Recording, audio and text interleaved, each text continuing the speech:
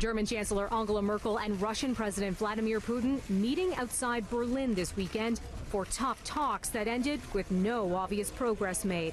The bilateral talks focused on the conflicts in Ukraine and Syria, as well as Iran, and a gas pipeline project that's been criticized by the U.S.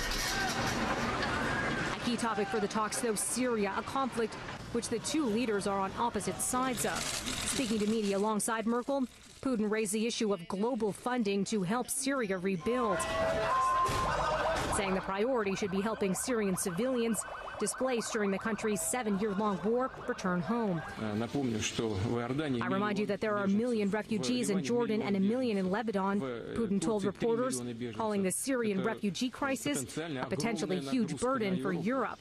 Germany has insisted in the past it won't contribute to reconstruction funding for Syria before a political settlement to end the conflict has been reached. On the planned pipeline project that would carry Russian gas beneath the Baltic Sea to Germany, Merkel said Ukraine should continue to have a role in gas transit to Europe.